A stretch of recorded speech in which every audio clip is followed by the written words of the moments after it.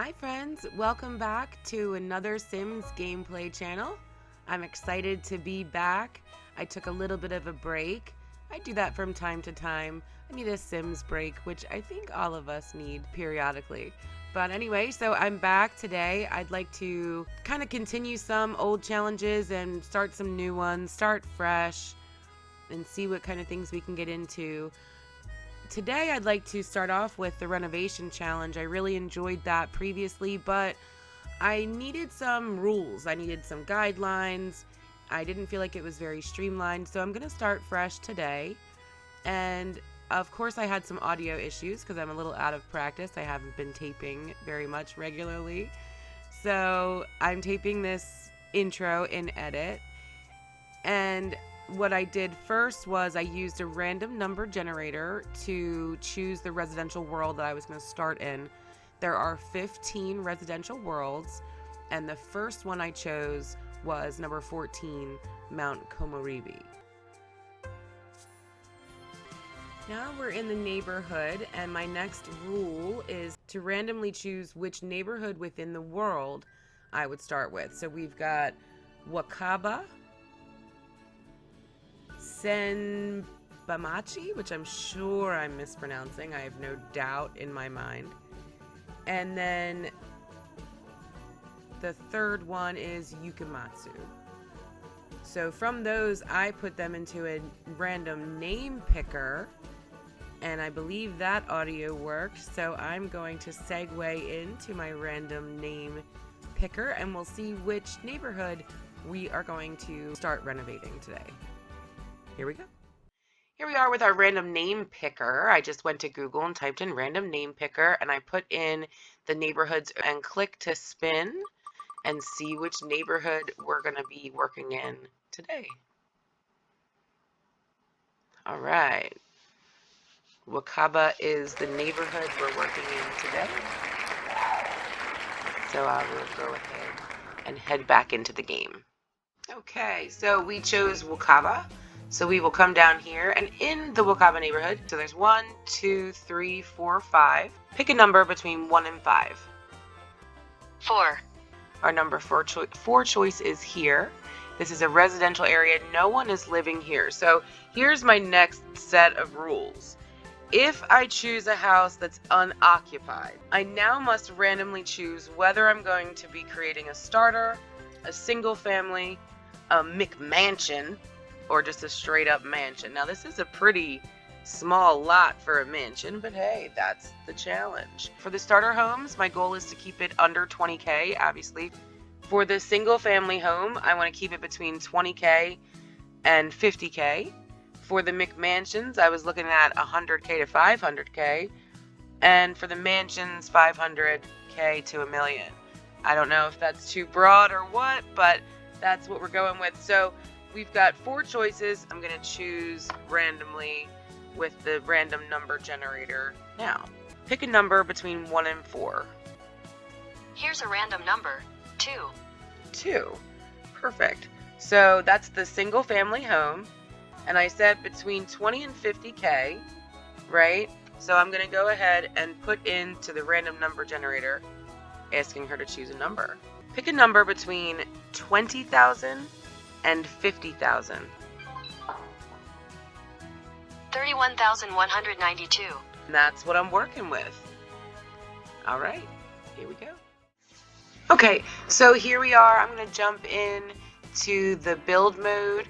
I do want to keep in mind that my lot value is set at 3192. Right now it's around 17,000. So that is where I want to keep. That's my limit, is 3192 for this lot. Doesn't matter how much money I use to get there, obviously. I just want to keep that there. So I'm going to jump right in, and this is a single family home. So right now there's just 1 bedroom.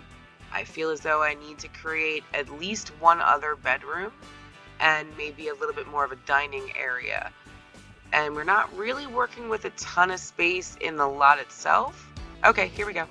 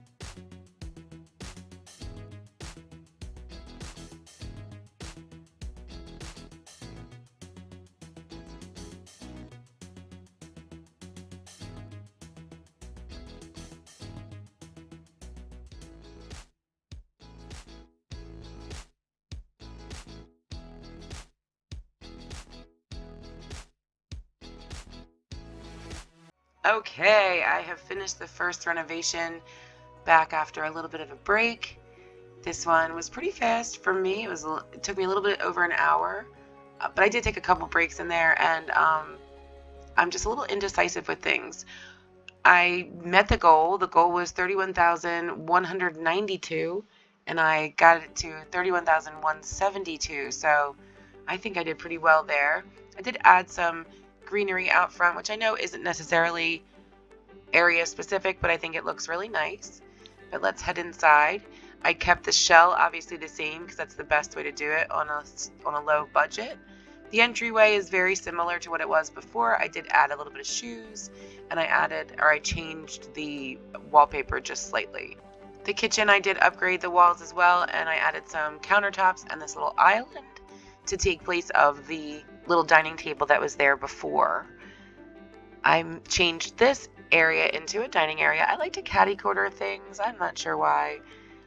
It doesn't look terrible the other way, but I feel like it looks too symmetrical, so I like to mix it up a little bit, and I think that looks nice.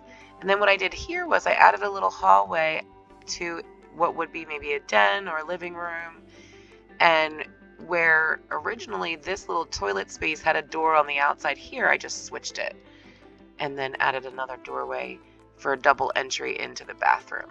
I upgraded all of the wallpaper obviously, and like that.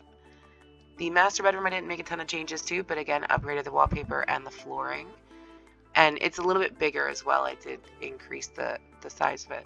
And then I made this small little children's room, which I think is nice, with a little loft bed here, a little desk, and some toys to play with. I did do this room first, and I used a lot of money in it, so I did have to make some changes, which I'm sure you saw throughout. So I'm pleased with this first reno back from my little break, and I hope you've enjoyed it as well. Thanks again for stopping by, and I will see you in the next video.